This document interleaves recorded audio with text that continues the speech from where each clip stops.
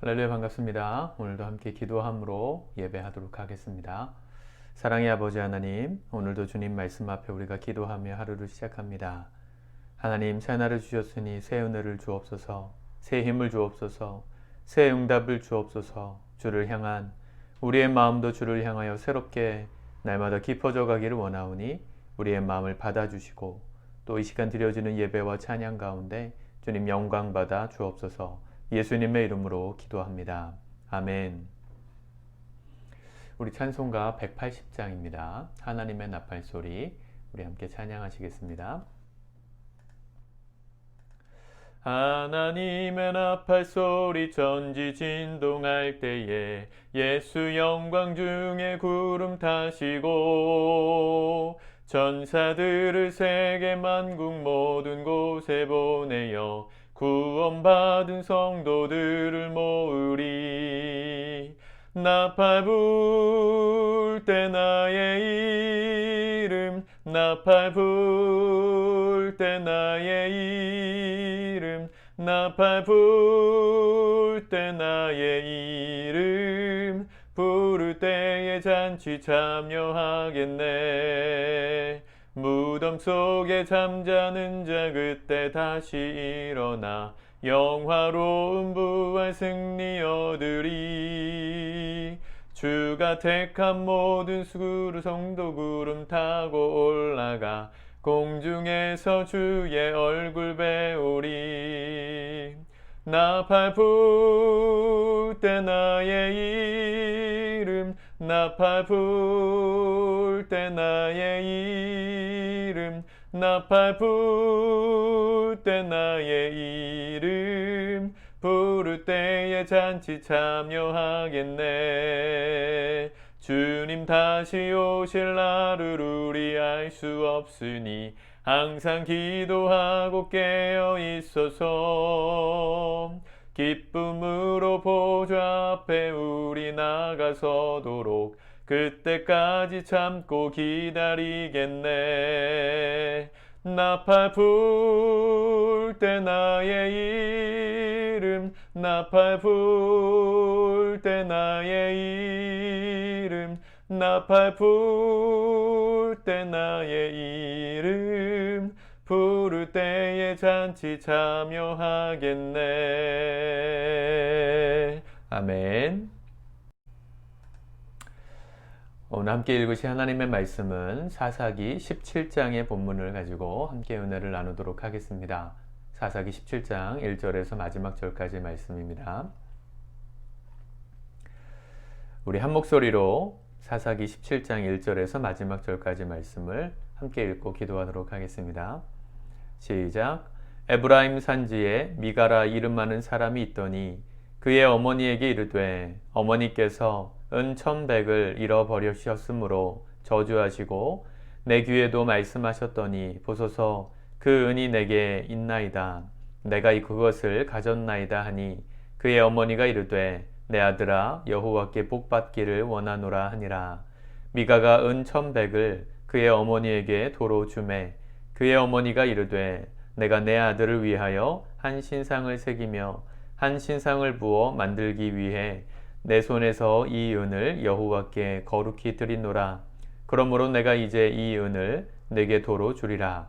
미가가 그 은을 그의 어머니에게 도로 주었으므로 어머니가 그 은 200을 가져다 은장색에게 주어 한 신상을 새기고 한 신상을 부어 만들었더니 그 신상이 미가의 집에 있더라.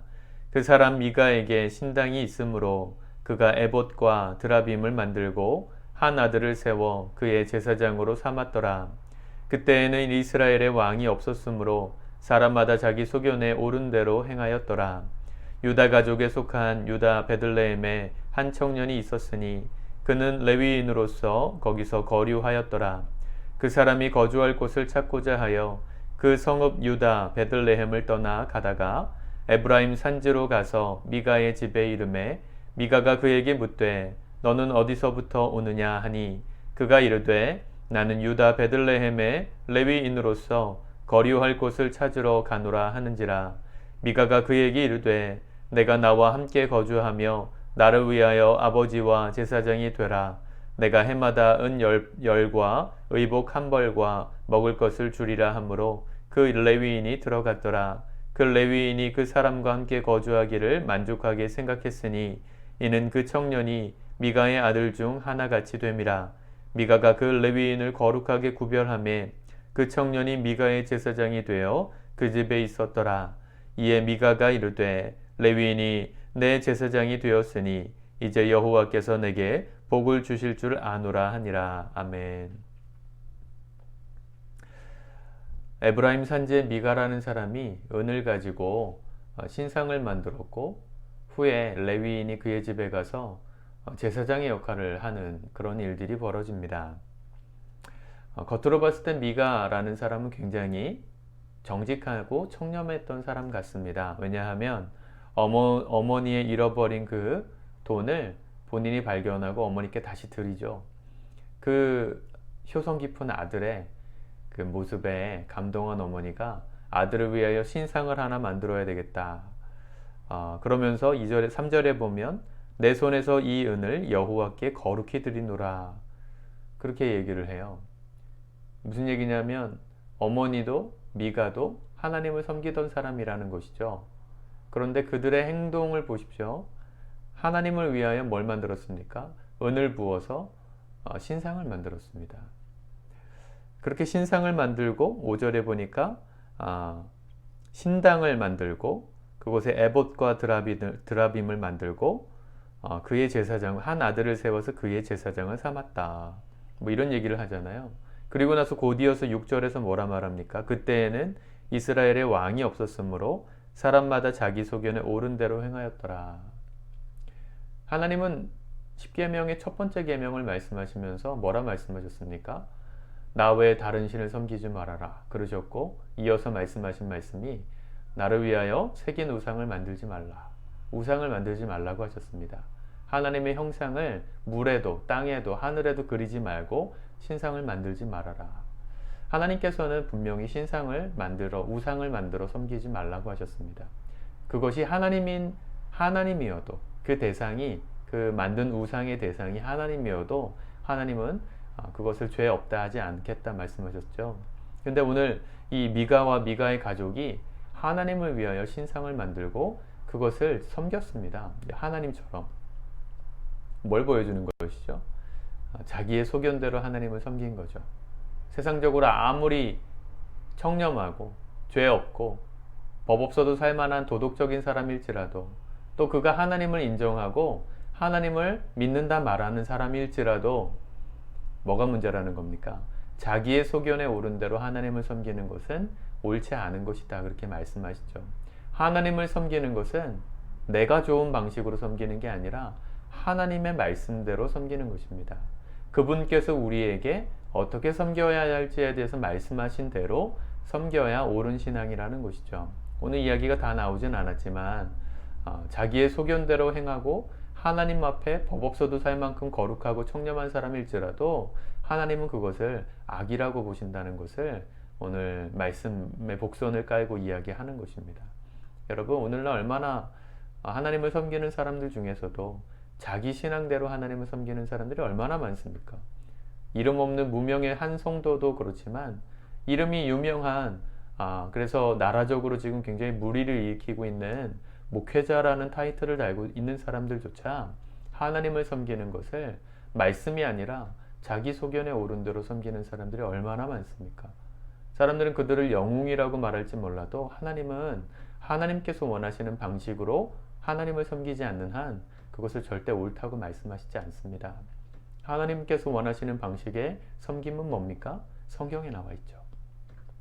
우리가 성경을 읽어야 하는 이유입니다. 한 절 한 절을 우리가 읽어가면서 날마다 한 장 한 장이 쌓여서 하나님을 도대체 우리가 어떻게 섬기는 것이 바른 것인가를 겸손히 배워가야만 주님께서 기뻐하시는 신앙생활을 할 수 있는 것입니다.